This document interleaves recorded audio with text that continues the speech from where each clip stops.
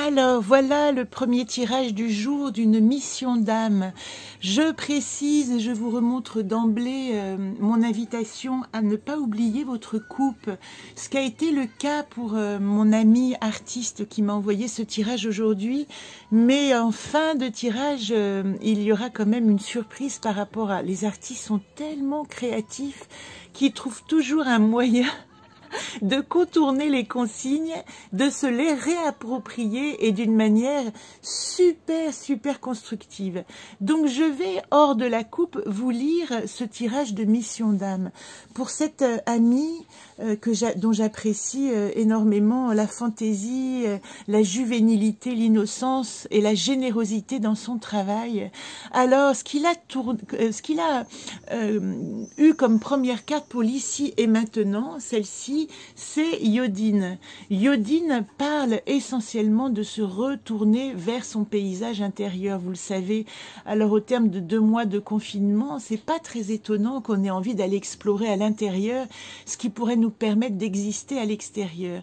Et là, c'est vraiment l'invitation de l'ici et maintenant, et c'est aussi un acte, vous verrez pourquoi j'appuie là-dessus, qui va l'inviter à redécouvrir, en fin de compte, à l'intérieur de ce jardin de lui-même, qui il est en tant que fleur de son jardin, ou que plante, ou que arbre, ou que prince de son territoire, et le petit roi enfant de la mission d'âme qui se rêvait roi de sa planète et de son territoire, est en train de se réveiller et de lui dire où il est déjà activé, hein, puisqu'il a tiré les cartes. Hein. Quelquefois, c'est juste un constat de où vous en êtes.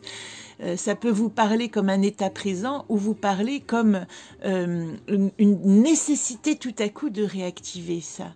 Alors lui, il dit, l'enfant intérieur, son enfant intérieur lui a toujours dit, c'est toi le petit prince de ton royaume, c'est toi la fleur de ton jardin.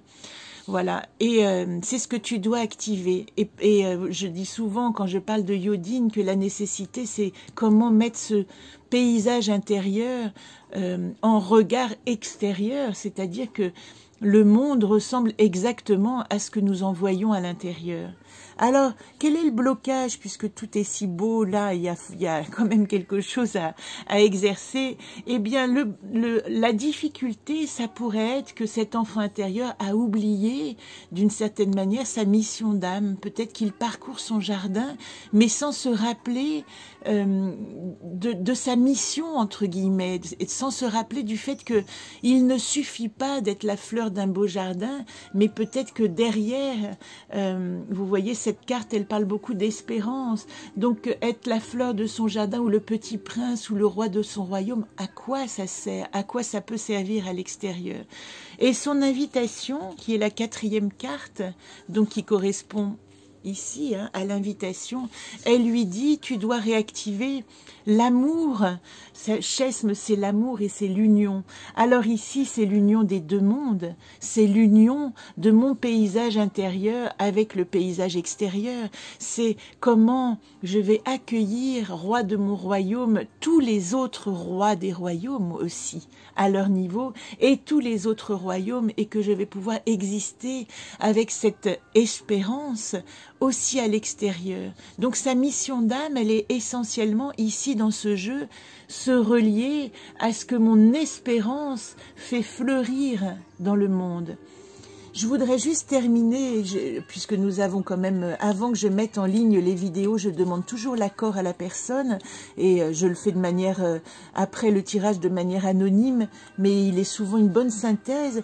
Et comme nous avons parlé ensuite, cette personne m'a dit qu'en fait, il n'a pas tout compris de mes indications, et ces 2 cartes représentent la coupe.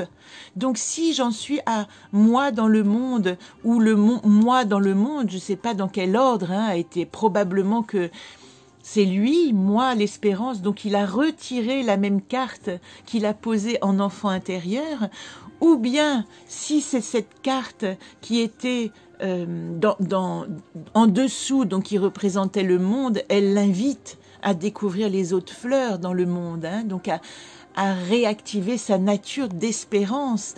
et de partage. Et l'autre, c'était le paysage intérieur. Le monde me montre mon paysage intérieur, où mon paysage intérieur doit être mis dans le monde pour exister.